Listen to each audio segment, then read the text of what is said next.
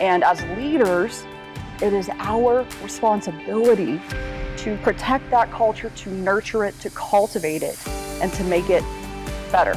Everything you say no to is giving you the ability to say yes to something else. Of course, yeah. Window shuts and the door opens. Yeah, so, well, that doesn't happen at the same time. Usually I call that hell in the hallway when one door shuts. I'm waiting for that other door to open.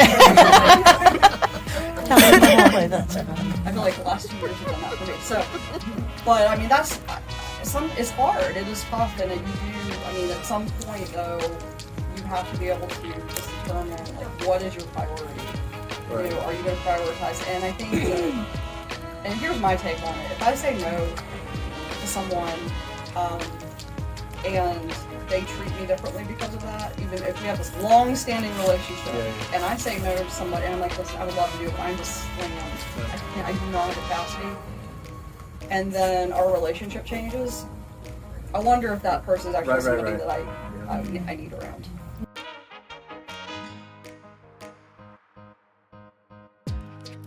People to talk about burnout. A group of business owners to come together. I can talk with them one-to-one about it, but trying to get a group of people to come together to talk about it, it's not something that anybody really wants to do, to walk into a room and say I'm burned out. Still. So there's still stigma about it. And I think until we fix that, which is part of why I wrote this book and part of why I'm doing what I'm doing, until we fix that, it's going to be hard to turn it around for business owners. Because yeah, you pick this path.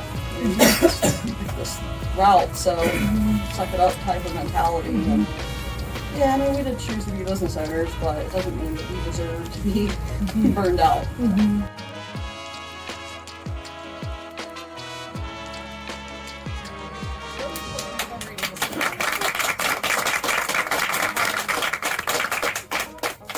We can't do this anymore. I can't just follow up endlessly with people.